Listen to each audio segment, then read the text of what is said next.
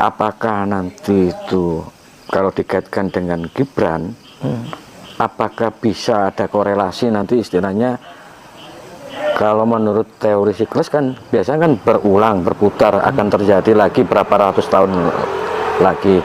Apakah mungkin nanti itu Gibran itu menjadi presiden di Indonesia? Jadi gini, memang Bapak Prabowo tuh sangat berbahaya di kesehatan. Jadi kalau backingnya nggak kuat tentang itu, memang sangat mengerikan nanti di tengah-tengah itu. Ini Pak Jokowi itu kan memang seorang spiritual juga yang mumpuni. Jadi dia bisa melihat pandangan jauh ke depan juga gitu. Nah, jadi ini bisa terjadi. Tapi mudah-mudahan saya berdoa Bapak diberikan kesehatan terus gitu.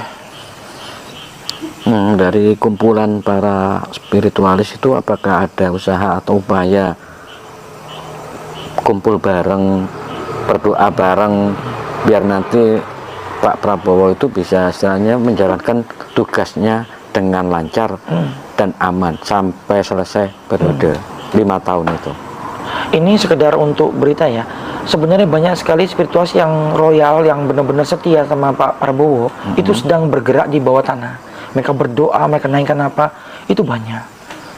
Ini untuk Pak Prabowo biar ketahui, itu banyak sekali yang bergerak untuk mendoakan beliau. Jadi mereka tuh memang tidak perlu dihargai dan lain-lain, tapi mereka bergerak untuk ini. Karena kita udah tahu ceritanya bagaimana gitu. Jadi berjuang mati-matian gini. Cuma nanti di 2029 nanti yang akan ada istilahnya cahaya baru yang muncul. Nanti pertengahan ini kita lihat nanti setelah pelantikan nanti. Makanya kita akan lihat nanti setelah pelantikan. Nanti saya akan kabarin setelah pelantikan tuh kami mau lihat baca alam di pelantikan itu. Nanti itu biasanya memberitahukan tentang apa yang terjadi berikutnya. Biasanya bisa terbaca itu berapa lama setelah pelantikan? Di saat pelantikan atau beberapa setelah pelantikan. Bisa 1 minggu atau 1 bulan setelah itu? Biasanya sih dari pelantikan sampai 1 minggu itu masih terbaca. Apa yang terjadi nanti? Iya. Terkait yang tadi katanya tahun 2029 katanya nanti muncul cahaya baru. Iya. Cahaya baru ini tafsirannya kayak apa? Ini kan kalau nafsiri yang kan tidak tepat, nanti kan bisa bahaya. Iya. Nanti bisa jadi nanti apa ya, tambah rancu, tambah resah nanti. Gimana ini? 2029 tuh akan ada tokoh baru yang memang bukan tokoh lama, tapi dia tokoh yang akan baru istilahnya muncul cahayanya luar biasa. 2009. Jadi dia masuk ke pemerintahan gitu? Iya. Terus? Saat ini memang ada di pemerintahan. Saat ini sudah? Sudah. Sudah tingkat di daerah atau sudah di pusat? Pusat. Sudah di pusat? Iya. Boleh sebut inisial atau apa? Biar natural dia ini. Karena cahaya itu tidak bisa ditahan itu. Itu beliau itu sosok nanti pemimpin kita yang akan datang gitu maksudnya? Atau gimana? Nanti mungkin Pak Gibran harus berjuang untuk itu. Oh gitu. Karena bintangnya beliau tidak bisa ditahan. Nah gini, untuk rata-rata pemimpin di Indonesia kan orang Jawa. Apa yang cahaya tadi itu juga orang Jawa gitu? Orang Jawa. Orang Jawa. Ada penjelasan kenapa kok mesti orang Jawa? Saat ini orang Jawa, karena yang lain belum muncul bintangnya. Bukan begitu. Di Indonesia kan banyak kan multi etnis, multi suku.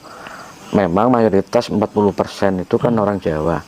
Tapi kenapa kok istilahnya itu mereka itu seperti sudah istilahnya menyerah? Paling nanti yang mimpin ya orang Jawa lagi.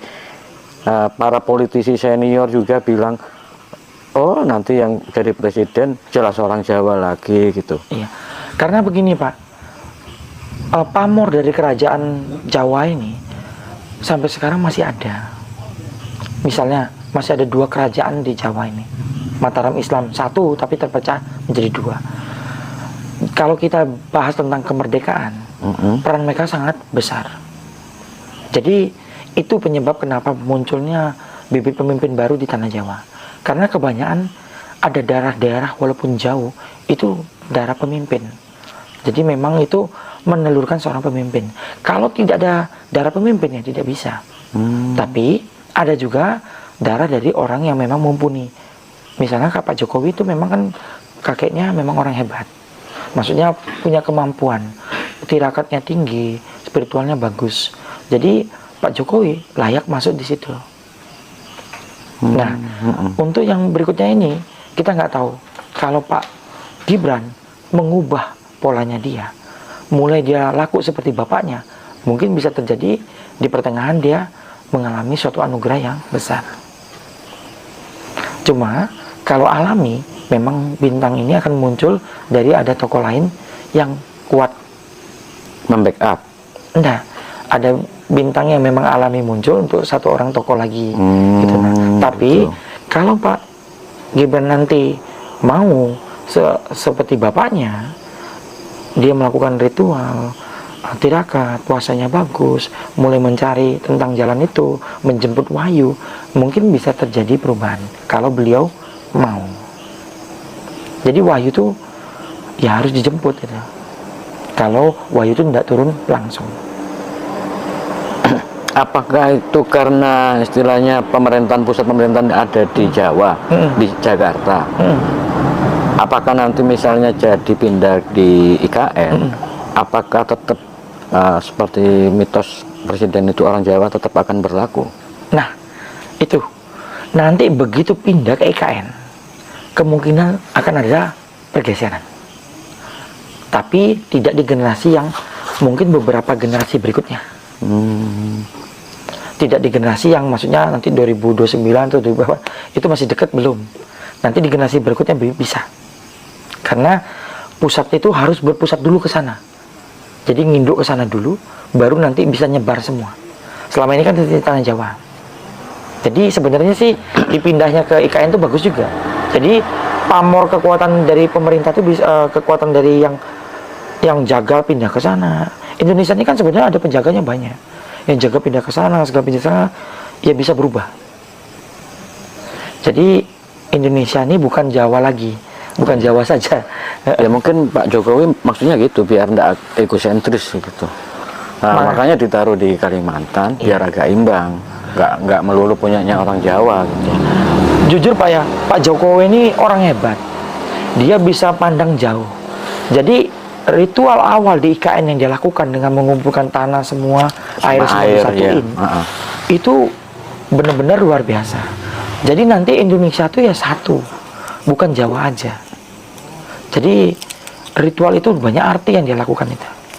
Walaupun orang nganggap remeh lah, segala macam, tapi itu nanti berefeknya setelah tahun ke depan. Jadi Pak Jokowi ini memang pembuka jalan. Dia memang diserang orang, tapi dia buka pondasi itu.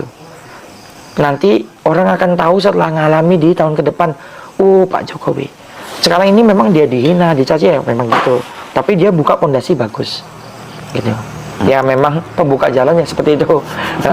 Tapi jangan salah, beliau memang orang yang mumpuni. Iya. Tulus juga ya. Ya, pokoknya ya mumpuni. Jadi beliau ini sampai nanti pergantian pasti tetap stabil. Oke.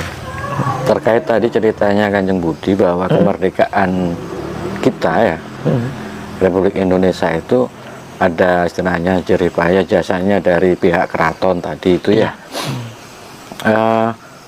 Kita kaitkan ada beberapa kabar waktu hari itu ada suatu kaum yang mengatakan orang-orang luar itu jasanya dari datuk-datuk kami yang dari Yaman katanya. Itu kalau menurut pandangan Kanjeng Budi sebagai seorang spiritualis, nah gimana? Apakah memang benar mereka yang dari luar itu punya jasa dalam kemerdekaan RI ini? Kalau menurut saya, yang sekarang lagi heboh itu, tidak ada jasa mereka. Tidak ada ya? Tidak ada. Cuma mereka pintar memanfaatkan kesempatan itu karena berkembangnya agama yang mereka bisa tunggangi. Jadi saya tidak setuju itu. Jasa mereka semua dirubah-rubah ke situ, tidak setuju saya. Jujur, yang paling banyak berkorban untuk berpikir tentang Indonesia itu saya salut banget itu almarhum Ngarso Dalam 9. Ngarso Dalam 9, habis 9 itu luar biasa jasanya. Cuma beliau tidak tampil jadi utama. Itu luar biasa. Pengorbanan yang beliau lakukan luar biasa. Walaupun saya dari keraton yang berbeda, keraton Surakarta, tapi saya sangat hormat sama almarhum Ngarso Dalam 9. Makanya saya berteman sama cucunya, baik diperintah apa saya mau. Karena Ngarso Dalam 9 itu luar biasa jasanya untuk Indonesia. Beliau pindahkan Indonesia pusat negara ke sini, beliau danain, beliau lindungi. Waktu Panglima Jenderal Sudirman tidak mau datang, beliau yang panggil untuk datang backup. Jadi luar biasa membantu Bung Karno saat itu. Jadi walaupun memang banyak banget berjasa pejuang-pejuang di tiap daerah, tapi waktu itu kan yang digempur sama ini kan pusat pemerintahan. Kalau Indonesia ini tidak ada pusat pemerintahan kan penjajah bisa masuk lagi. Tapi beliau berkorbannya luar biasa sampai beliau masih pasang badan keraton untuk melindungi.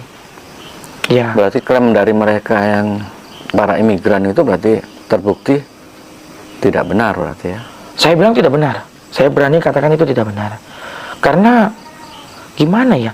Coba lihat di Jawa Timur, bagaimana perjuangan Mbah Hasyim dulu, bagaimana susahnya berjuang itu. Abdul Wahab. Iya. Jadi wah, itu kok dihilangin gitu, kok berubah-berubah gitu. Sekarang ini banyak orang dari luar negeri ke sini cari makan, membuat seperti itu.